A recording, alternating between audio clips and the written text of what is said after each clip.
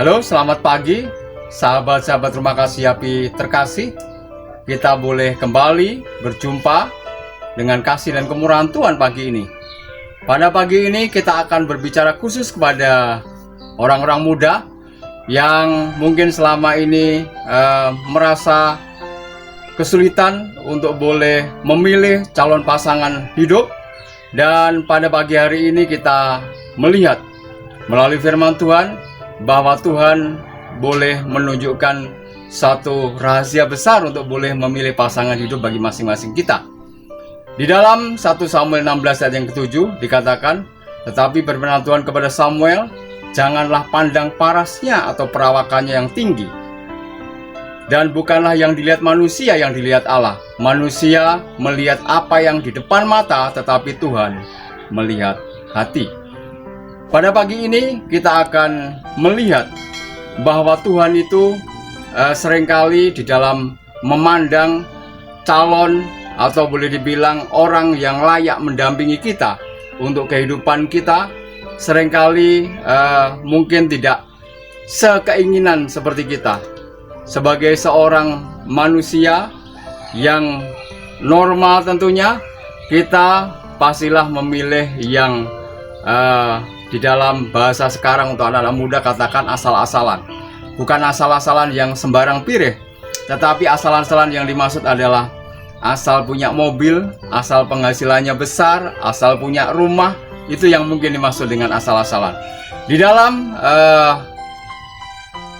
kebiasaan di dalam tradisi Jawa, di mana saya secara pribadi ada di dalamnya, itu ada yang istilahnya untuk bisa memilih pasangan itu harus sesuai dengan bibit, bobot, dan bebet. Bibit artinya asalnya dari mana dan berasal dari keluarga seperti apa. Apakah keluarganya baik-baik saja secara ekonomi, secara kesehatan, dan juga secara yang lain-lain. Bobot artinya apakah dia punya kualitas di dalam kehidupannya. Mungkin kalau di dalam segi dunia materi, orang sering katakan apakah dia memiliki jabatan yang bagus di perusahaan atau di tempat dia bekerja. Apakah dia mempunyai hal-hal yang dia sudah siapkan untuk berumah tangga. Misalnya dia punya rumah, dia mungkin punya mobil, atau punya harta yang cukup untuk bisa menghidupi kehidupan yang baik. Bebet adalah kesiapan seseorang untuk bisa memasuki jenjang rumah tangga. Apakah itu kesiapan psikologisnya ataupun juga kesiapan-kesiapan secara materi di dalam kehidupannya. Itu yang biasa orang Jawa terapkan di dalam memilih pasangan. Tetapi sebagai umat-umat Tuhan tentunya kita tidak menggunakan cara yang seperti itu. Kalau bobot, bibit, dan bebetnya tidak bagus, akhirnya akan dibabat.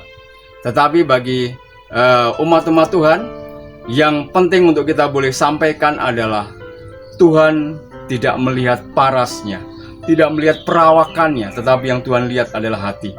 Apakah kita juga melihat calon-calon yang mendampingi kita juga menjadi seperti itu?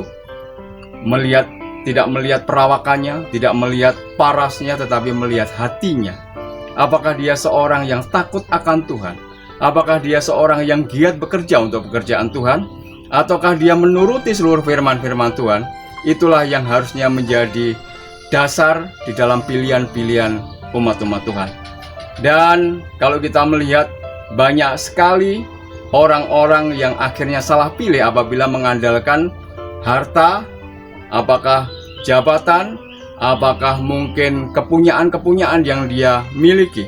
Tetapi pada saat kita mengandalkan Tuhan di dalam memilih, sama seperti cerita pada saat Abraham memohon kepada Tuhan untuk memilihkan jodoh bagi anaknya Ishak.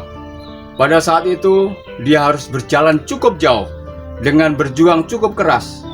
Dan pada saat bertemu Rahel, istri atau calon istri yang pada saat itu, yang dia lihat bukan hanya parasnya, tetapi bagaimana kelemah lembutan dan sikap sosial yang dia berikan. Bagaimana kepeduliannya bukan hanya diberikan minum untuk onta-ontanya, tetapi juga diberikan tempat tinggal, bahkan makan untuk yang lain-lain. Jadi kondisi kepedulian, apakah calon pasangan kita memiliki kepedulian terhadap sesamanya? Apakah calon pasangan kita juga mengasihi Allah dan mengasihi sesama yang lebih besar? Itulah yang mungkin harus menjadi target kita. Orang-orang muda yang terkasih, baiklah kita boleh senantiasa memohon kepada Tuhan untuk orang-orang yang akan mendampingi kita seumur hidup kita. Dan kiranya melalui hal yang kita selalu sampaikan melalui doa-doa kita, Tuhan memilihkan jodoh kita atau pasangan kita yang serasi, yang seperti Tuhan kehendaki. Tuhan berkati kita.